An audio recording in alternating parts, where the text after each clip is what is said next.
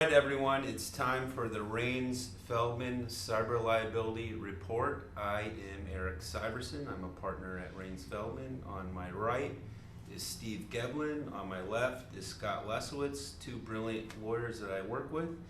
And today we want to talk about a problem that afflicts a lot of small to mid-sized businesses especially, and that is the issue of internet defamation. Now, there are a few what I call beehives of business defamation online. Rip-Off Report is probably the most infamous one that we've seen a lot in our practice. Also, more mainline websites like Yelp, there's certainly plenty of business defamation going on there. Now, recently in our practice, we've seen a lot of cases coming down with respect to the website called Glassdoor. So I'm going to ask Steve. Steve, can you tell us briefly what Glassdoor is and how the problem of defamation manifests itself on Glassdoor? Well, Glassdoor is a website that's designed for employees to come and talk about their employers and provide transparency, hence glass, about their working conditions, their pay, things like that. Unfortunately, this tends to attract a lot of gripes by employees or not employees about the company that want to say nasty, horrible, bad things, including defamatory, false things.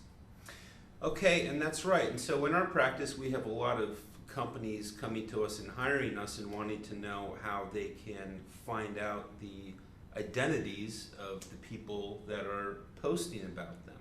And so what you typically have to do in most jurisdictions is you need to send a subpoena to Glassdoor, but before you can do that, you need to file a lawsuit against John Doe defendants. We call it a Doe defendant case.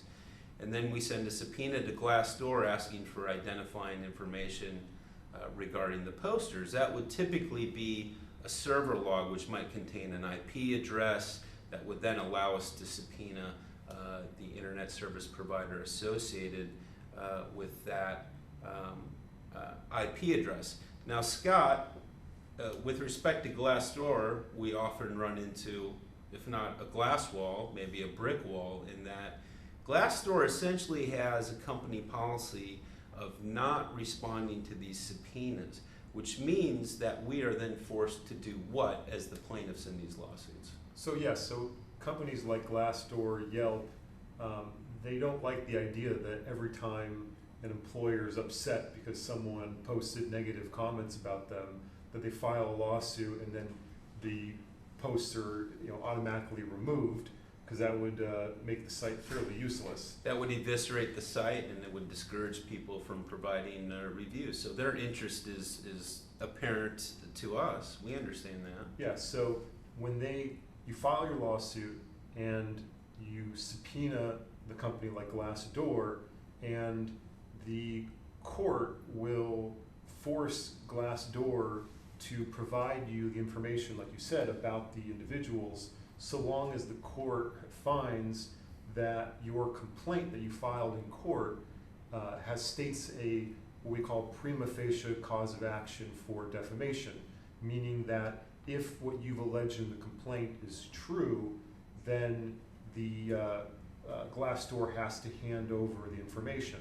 And in most jurisdictions, or probably all jurisdictions, the big question is, are these negative, if true, if these statements were made and they are false, are they just merely over-the-top opinions, or are they false statements of fact? If they're false statements of fact, the court is much more likely to require Glassdoor to hand over the information. I see. And now, so the competing rights are really, as the plaintiff, the business's right to prosecute their lawsuit, and the competing right on that is asserted really by Glassdoor by way of proxy would be the poster's right to anonymity, which is housed within the First Amendment. So those are the competing rights at issue. And now, Steve, why don't you talk to me about, assuming that we cannot get this information from Glassdoor, I mean, it's likely the case just dies, correct? I mean, you can never show who the defendant is. Well, unless there's some other sort of identifying information in the post that an employer can use, and Glassdoor might be one of those situations where you had an employee access Glassdoor from your internet service at your office. That might be it, but otherwise, yeah, you're right.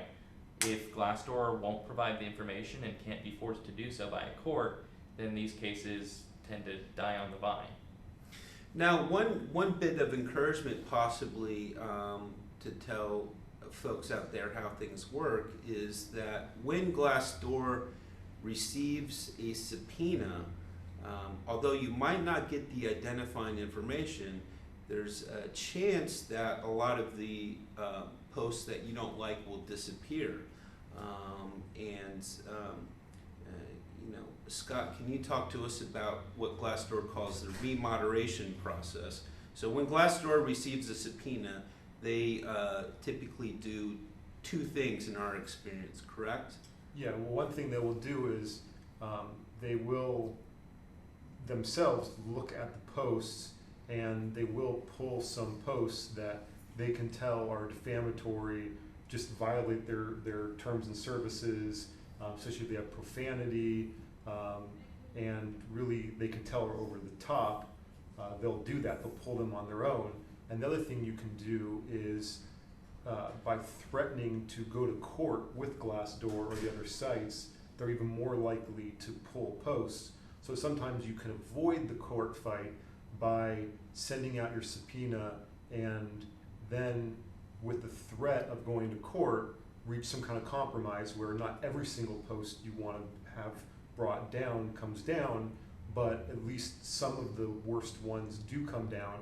And a lot of times that's a big deal. To take your rating from like a 3.5 to a 4 out of 5 stars can be a very big deal, and to pull the worst of the reviews off the site can be a really good outcome, even if you don't get the perfect outcome.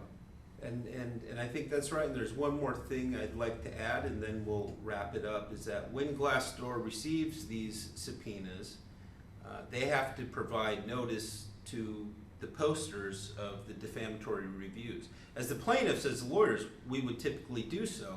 We would serve notice upon a defendant that we're seeking their consumer records, or what they call it, but we don't know who the defendants are. So Glassdoor will shoot out an email to those posters.